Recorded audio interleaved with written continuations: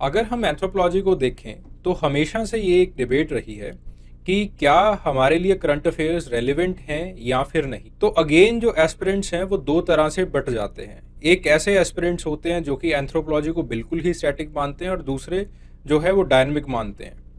ठीक है, तो हमेशा से जो एस्पिरेंट्स का एक पर्सपेक्टिव रहा था एंड इस सिलेबस के रिगार्डिंग या फिर इस डिसिप्लिन के रिगार्डिंग, वो ये था कि बिल्कुल एक स्टैटिक सा डिसिप्लिन है, नोट्स को पढ़ा जाएगा एंड इवेंचुअली हम जो है चीज़ों को रिप्रोड्यूस कर देंगे वहाँ पे जाके। बट रिसेंटली पिछले 3 साल से ये जो धारणा है ये चेंज हो रही है धीरे धीरे। जैसे पिछले साल एक increasing incidence of cardiac arrest के ऊपर क्वेश्चन पूछा गया एब्डोमोलॉजी से। इस साल अगेन रिसर्च मेथड्स को कंप्रीहेंड करने के लिए, एनालाइज करने के लिए रिसेंटली कौन से कंप्यूटर सॉफ्टवेयर्स यूज किए जा रहे हैं वो क्वेश्चन पूछा गया। राखी घड़ी के ऊपर क्वेश्चन पूछा गया। गवर्नमेंट क्या इनिशिएटिव ले रही है कास्ट इनइक्वालिटी को ब्रिज करने के लिए, वैसा क्वेश्चन पूछा गया। ऑस्ट्रेलोपिथेकस की फाइलोजेनिक डिबेट पूछी गई, वो रिसेंटली न्यूज के अंदर थी। पिछले साल भी नियंदरथाल डिबेट के ऊपर एक क्वेश्चन पूछा गया, again it was in news. ठीक है, तो अब ये जो एक ट्रेंड होता है कि this is a completely a static subject, इस ट्रेंड के अंदर हमें एक चेंज दिखाई दे रहा है। ठीक है, तो हमारी ये जो वीडियो है, इस वीडियो का एजेंडा यही रहने वाला है कि अगर आप करंट अफेयर्स को प्रिपेयर करना चाहते हो, हालांकि करंट अफेयर्स पीरियोडिकली जो कि इंपॉर्टेंट रहेंगे वो यहाँ पे यूट्यूब चैनल पे आते रहेंगे, मैं डालता रहूँगा उनको। बट अगर इस आपने खुद से भी करंट अफेयर्स को प्रिपेयर करना है तो उन करंट अफेयर्स को प्रिपेयर करने के लिए there are certain specific topics जो कि सिलेबस के अंदर दिए गए हैं, और ये टॉपिक्स, ये वीडियो आपको एक गाइडलाइन देगी कि करंट अफेयर्स को आखिरकार आपको प्रिपेयर कैसे करना है। तो इसके अंदर मैं कुछ टॉपिक्स को चॉक आउट करूंगा, कुछ चीज़ों को मैं आपको बताऊंगा कि कौन कौन से ऐसे टॉपिक्स हैं जहां से करंट अफेयर्स पूछे जा सकते हैं, कैसे आपको न्यूज़ में से उनको छांटना पड़ेगा। ठीक है, तो पहला जो टॉपिक है that is 1.6, that is the phylogenetic status characteristics in geographical distribution of australopithecines, Homo erectus Paranthropus, heidelbergensis, Homo erectus javanicus, pekinensis. ठीक है, नियंदरथाल मैन में classical, progressive, Rhodesian man, Homo sapiens के अंदर क्रोमैग्नन, ग्रिमाल्डी और चांसलीडे। तो इन hominin से जो current affair based या फिर जो करंट अफेयर के साथ लिंक करके जो सवाल पूछा जाएगा, हाँ, ये जो वीडियो रहने वाली है ये दोनों तरह के एस्पिरेंट्स के लिए होगी। पहले ऐसे एस्पिरेंट्स हैं जो कि अगले साल मेंस की प्रिपरेशन कर रहे हैं, कुछ एस्पिरेंट्स ऐसे होंगे जिनका मेंस एग्जामिनेशन अच्छा हुआ है and they are expecting the interview call, तो उनके लिए भी ये वीडियो जो है उतनी ही ज़्यादा कारगर होने वाली है, उतनी ही इफेक्टिव होने वाली है। ठीक है, तो ये जो टॉपिक्स हैं 1.6 जो आपका चैप्टर है, उसमें से आपको जो फाइलोजेनिक स्टेटस के रिगार्डिंग रिसेंटली एकेडमिक सर्कल्स के अंदर डिबेट्स हो रही हैं उनके ऊपर आपको नज़र दौड़ानी है। जैसे फॉर एग्जांपल ऑस्ट्रेलोपिथेकन्स, रिसेंटली ऑस्ट्रेलोपिथेकन्स ट्वांग चाइल्ड यानी कि Australopithecus Africans, it was in news. क्यों न्यूज़ के अंदर था? डिबेट के अंदर था। न्यूज़ हो सकता है शायद किसी न्यूज़पेपर ने कवर ना किया हो, लेकिन एकेडमिक डिबेट्स में था ये। तो Taung child it was in debate और news because of its phylogenetic errors या फिर इट्स फाइलोजेनिक कंट्रोवर्सीज। तो इसका अपना एक पूरा का पूरा इतिहास है ट्वांग चाइल्ड का, कि जब आपके पास ऑस्ट्रेलोपिथेकस अफ्रीकनस की डिस्कवरी हुई, डिस्कवरी के बाद इसको मिसिंग लिंक की तरह प्रेजेंट किया गया, जैसे जनरली हर किसी को प्रेजेंट कर लिया जाता है। फिर उसके बाद रेमंड डार्ट आते हैं, या फिर उसके बाद जो है लीकी फैमिली भी आती है। लीकी फैमिली जो है वो साउथ अफ्रीका के अंदर अपना काम करती है, वहाँ पे रिसर्च की जाती है। फिर उसके बाद आपके जो रेमिडस की खोज होती है। So there are certain events in the discovery. उसके बाद जाके कहीं आपके पास जो ट्वांग चाइल्ड है उसका फाइलोजेनिक स्टेटस या फिर फाइलोजेनिक इंपॉर्टेंस स्थापित होता है। ठीक है, सो यहाँ से क्वेश्चन पूछा गया। सिमिलरली होमो इरेक्टस, ये जो पैरांथ्रोपस है, इसकी अपनी डिबेट है।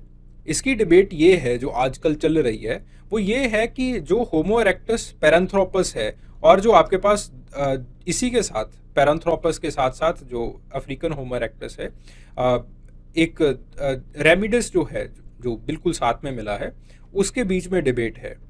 ठीक है, कि फाइलोजेनिक स्टेटस के अंदर दोनों की पोजीशन जो है it is again very debatable. तो अगेन मैं इसको भी जो है वो कवर करूंगा। ये कहा जाता है कि that Homo erectus africanus it can not be the ancestor of Homo sapiens because of its over specialisation. तो that again it's a debate. ठीक है, फिर उसके बाद हाइडलबर्जेंसिस। ठीक है, heidelbergensis man again it is a debatable question. तो कई लोग इसको नियंदरथाल का एंसेस्टर मानते हैं, कई लोग इसको नहीं मानते। इसकी डिबेट जो है ये चालू है।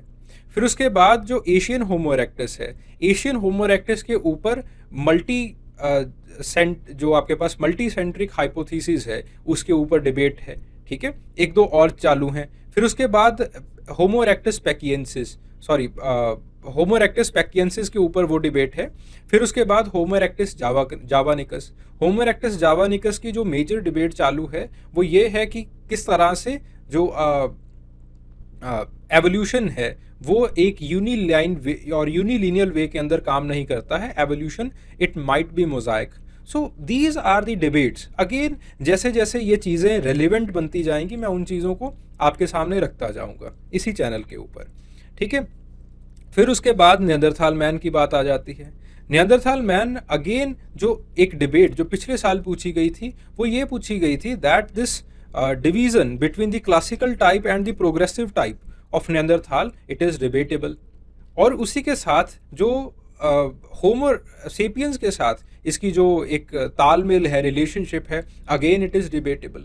कैसा रिलेशनशिप होगा, क्या नहीं होगा, वो सारी चीज़ें डिबेटेबल रही हैं। फिर उसके बाद जो बात अगली आती है रोडेशियन मैन की। रोडेशियन मैन को ये माना जाता है that it might be the ancestor to the aboriginals. ठीक है, कौन से एबोरिजिनल्स, कैसे एबोरिजिनल्स, अगेन वो जो है वो बातें हैं। फिर उसके बाद होमो सेपियंस, खैर इनकी डिबेट्स काफ़ी कम हैं। क्रो-मैग्नन की है, ग्रिमाल्डी की है, चांसली डे की है। ठीक है, तो अगेन कईयों को एस्किमोस के एंसेस्टर माना जाता है। तो वो सारी चीज़ें हैं। सो इनके ऊपर बातचीत एकेडमिक सर्कल्स के अंदर चालू रहती हैं। ठीक है, सो उन सारी चीज़ों को समझना, विचारना बहुत ज़रूरी है। तो अगेन मैं नहीं कहूँगा कि चीज़ों को आपने जो है एक बार पढ़ लिया है, किसी नोट्स में से पढ़ लिया, ईपीजी पाठशाला से पढ़ लिया, that might be enough now. ठीक है, थोड़ा सा आपको एनालिटिकल पढ़ना पड़ेगा, थोड़ा सा जो है वो आगे बढ़ के आपको जाना पड़ेगा। देन उसके बाद अगले टॉपिक के ऊपर आते हैं that is marriage, family and kinship. इसके अंदर जो रीसेंट केस स्टडीज़ हैं, चेंजेस कैसे कैसे आ रहे हैं। जैसे मैरिज का एक केस हुआ था पिछले साल, सोलोगैमी का केस। अब उसके एंथ्रोपोलॉजिकल पर्सपेक्टिव्स जानना बहुत ज़रूरी हो जाते हैं। फैमिली आजकल एक एसोसिएशन की तरह किस तरह से इवॉल्व कर रही है, उसके बारे में जो डाइवोर्स रेट्स हैं उसके बारे में जानना हमारे लिए बहुत इंपॉर्टेंट हो जाता है। ठीक है, देन उसके बाद बात आती है किनशिप की। किनशिप के अंदर क्या क्या चेंजेस आ रहे हैं, रिश्तेदारी किस तरह से बदल रही है, जो रीसेंट केस स्टडीज़ हैं उनके बारे में समझना हमारे लिए बहुत इंपॉर्टेंट है। ठीक है, सो ये चीज़ें बहुत बहुत बहुत इंपॉर्टेंट हो जाती हैं हमारे लिए। देन उसके बाद ह्यूमन जेनेटिक्स। ह्यूमन जेनेटिक्स में जो रीसेंट चेंजेस आ रही हैं डीएनए टेक्नोलॉजी में, they are very important. Recombinant DNA technology के अंदर जो भी रीसेंट डेवलपमेंट्स हैं भाई उनका नोट बना के रखिएगा। क्या उसके एप्लीकेशंस हो सकते हैं, क्या उसके पोटेंशियल हार्म्स हैं, क्या उसके एथिकल इश्यूज हैं, उनका नोट बनाना बहुत ज़रूरी है। देन उसके बाद बात आती है 9.4 की, D part, genetic imprints of in human disease, genetic screening.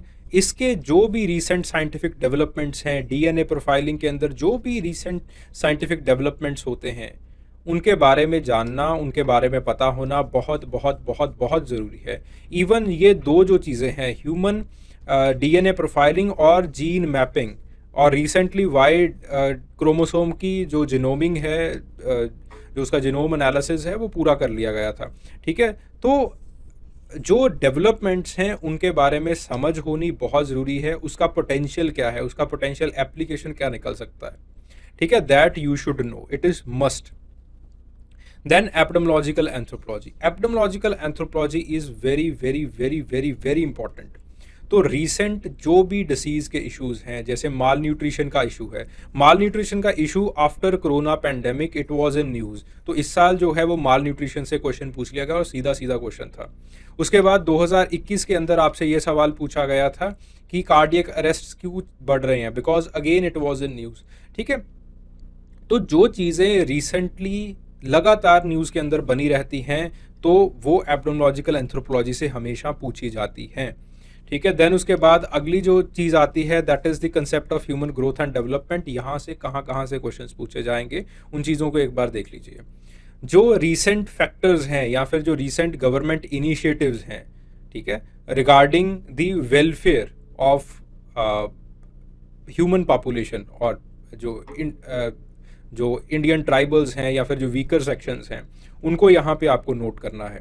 ठीक है, फिर उसके बाद जो थ्योरीज डेवलप हुई हैं that you should note.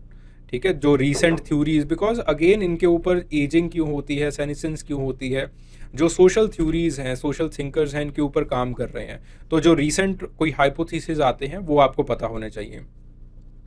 Then उसके बाद जो है देन डेमोग्राफिक थ्योरीज, जो रीसेंट चेंजेस आ रहे हैं डेमोग्राफी के अंदर, ठीक है, इन डिफरेंट कंट्रीज, तो उसके बारे में आपको पता होना चाहिए और डेमोग्राफिक थ्योरीज के साथ उन चीज़ों को आपको लिंक करना है। तो बेसिकली इस चैप्टर में से, चैप्टर 10th में से यहाँ से जो सवाल है वो पूछे जाएंगे। देन उसके बाद recent developments in the application of anthropology. तो जो भी न्यूट्रिशनल एंथ्रोपोलॉजिकल मेथड्स कोई नए आते हैं उनके बारे में पता होना चाहिए। एंथ्रोपोलॉजी इन स्पोर्ट्स, क्रिकेट के अंदर कुछ नए मेथड्स लगाए जाते हैं, उनकी जो स्पोर्ट्समैन हैं, जो प्लेयर्स हैं, उनकी फिटनेस बढ़ाने के लिए, उसके बारे में आपको पता होना चाहिए। जेनेटिक काउंसलिंग में नए मेथड्स आते हैं, उसके बारे में पता होना चाहिए। ठीक है, फोरेंसिक एंथ्रोपोलॉजी के अंदर कोई नए केसेस आते हैं जो न्यूज़ में हैं, जैसे आरुषि तलवार केस काफ़ी पुराना हो गया। ठीक है, तो वैसे अगर कोई केसेस आते हैं, सिमिलरली आपके पास काला कच्चा गैंग का केस आया था एक दिल्ली के अंदर, अब वो केसेस काफ़ी पुराने हो गए हैं, अब वो मेरे मटेरियल के अंदर भी मिल जाएंगे, टॉपर नोट्स के अंदर भी मिल जाएंगे, बट अगर आप रीसेंट केसेस को कोट करोगे that will be much more efficient.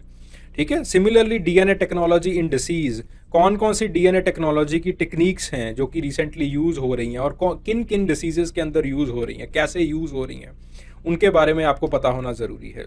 Then moving to paper 2, यहाँ से पेपर 2 शुरू हो जाता है।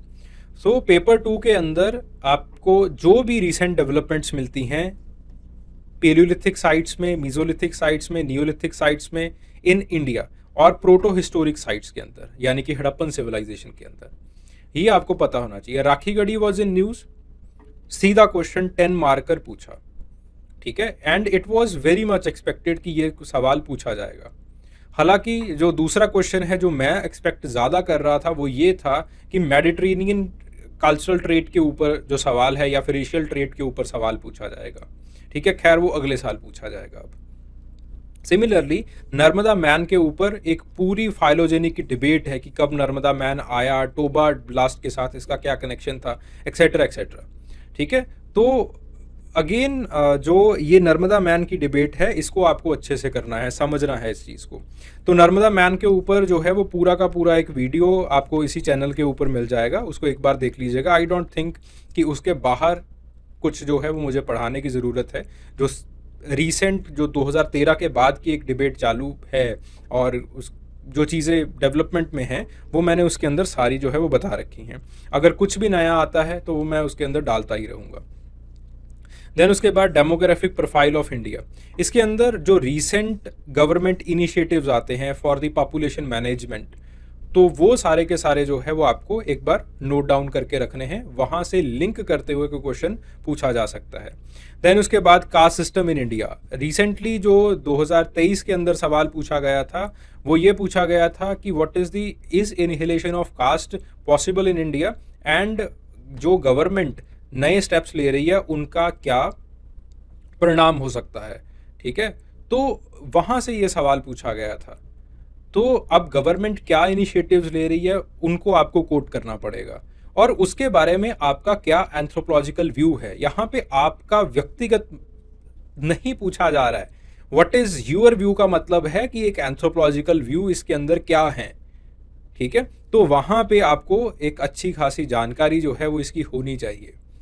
ठीक है, देन उसके बाद इंडियन विलेजेस के अंदर जो रीसेंट केस स्टडीज़ की जा रही हैं, जो रीसेंट चेंजेस आ रही हैं, ग्लोबलाइजेशन की वजह से आ रही हैं, कंज्यूमर मार्केट्स की वजह से आ रही हैं, इंडिविजुअलाइजेशन की वजह से आ रही हैं, जो नए प्रोसेसेस हम इंडियन विलेजेस के अंदर देख रहे हैं, कल्चरल इफेक्ट्स देख रहे हैं, उनको आपको जो है वो याद करना पड़ेगा। जैसे पेपर 1 से यहाँ पे क्वेश्चन पूछा गया था, in paper first the question was asked on the Arjun Appadurai की एथनोस्पेसिस से क्वेश्चन पूछा गया था। बेसिकली वो यहाँ से इंस्पायर्ड था कि एथनोस्पेसिस और the transnationalisation, it is the recent cultural process that is seen in the Indian villages.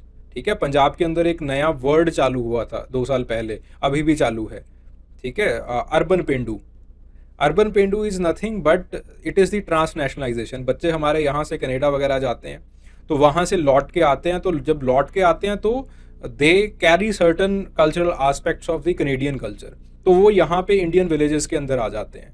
ठीक है, सिमिलरली बच्चे बाहर जाते हैं, ये मूवमेंट जो है वो बिकॉज बहुत बड़ा हो चुका है, तो वो अपनी स्पेसेस क्रिएट कर रहे हैं, एक नए तरह का, उसके अंदर ना ही अब्जॉर्प्शन है ना ही जो है असिमिलेशन है, लेकिन एक अलग सी स्पेस जो है वो क्रिएट हो जाती है जिसके साथ लोग जुड़ना शुरू हो जाते हैं। That is known as the ethnoscapes. अब ये जो नया कंसेप्ट है ये आपको पढ़ना पड़ेगा, ये समझना पड़ेगा। ठीक है, सो यहाँ से ये सवाल जो है वो पूछे जाएंगे। सिमिलरली जो प्रोसेसेस हैं संस्कृताइजेशन के अंदर, कुछ नया हुआ है, जो रीसेंट डिबेट्स चालू हैं, वो आपको समझनी पड़ेंगी। देन उसके बाद प्रॉब्लम्स ऑफ ट्राइबल कम्युनिटीज़, तो यहाँ से कोई न्यूज़ आर्टिकल आता है, कुछ भी ऐसी चीज़ें आती हैं, that you have to read. Then similarly displacement projects, government कोई भी नया प्रोजेक्ट लेके आती है या फिर कोई कोर्ट केस न्यूज़ के अंदर है, या फिर आपके पास गवर्नमेंट कुछ नए इनिशिएटिव्स लेके आती है, उन सारी चीज़ों के बारे में आपको जानना है। फिर उसके बाद इन चीज़ों के बारे में आपको जो है वो पता होना चाहिए। The problem of exploitation and the deprivation of the scheduled caste and the scheduled tribes. ठीक है, बैकवर्ड क्लासेस, तो जो भी रिसेंट डेवलपमेंट्स आती हैं, किसी नए ग्रुप को एससी घोषित किया जाता है या फिर ओबीसी घोषित किया जाता है, उसको रिजर्वेशन दी जाती है, या फिर उसके रिगार्डिंग कोई रिजर्वेशन मूवमेंट चलती है, उसके बारे में आपको पता होना चाहिए। ठीक है, उसके एंथ्रोपोलॉजिकल पर्सपेक्टिव को आप जो है वो समझ लीजिए। ठीक है, कोई केस स्टडीज़ हुई हैं उन मूवमेंट्स के ऊपर, कुछ एथनिक मूवमेंट्स के ऊपर हुई हैं, वो आपको पता होना चाहिए। देन उसके बाद जो भी नए development projects, welfare schemes tribals के अंदर आ रही हैं, that you should know. Then उसके बाद the concept of ethnicity, ethnic conflicts. और अब देखो यहाँ पे जो रीसेंट एथनिक मूवमेंट्स हैं, जैसे फॉर एग्जांपल खालिस्तान का इशू जो है वो बहुत एक केस स्टडी की तरह जो है वो पूछा जा सकता है। Similarly I think in 2019 Kashmir issue was in news. ठीक है, वहाँ पे जो जमहूरियत कश्मीरियत वाला इशू था वो न्यूज़ के अंदर था, तो एंथ्रोपोलॉजी के पेपर में डायरेक्टली पूछ लिया गया कि इसके एंथ्रोपोलॉजिकल पर्सपेक्टिव्स बताओ।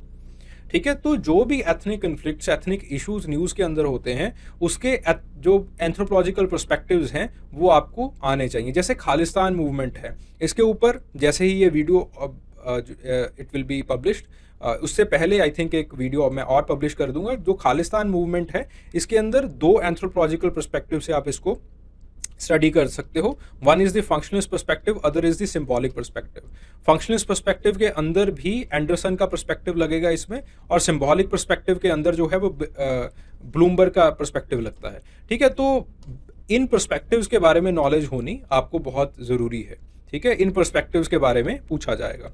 देन उसके बाद कंसेप्ट ऑफ पीवीटीजीज, रिसेंटली जो 2023 का पेपर था, इसके अंदर ये सवाल पूछा गया था that what are the challenges that government is facing to implement certain schemes in PVTGs, तो that question was asked. So obviously आपको PVTGs के बारे में पता होना चाहिए, सरकार कौन कौन सी स्कीम्स लेके आ रही है उसके बारे में पता होना चाहिए, और रिसेंटली एंथ्रोपोलॉजिस्ट या फिर सोशल साइंटिस्ट क्यों क्रिटिकल हैं उन स्कीम्स के रिगार्डिंग, उन चीज़ों के बारे में आपको अच्छी नॉलेज होनी चाहिए।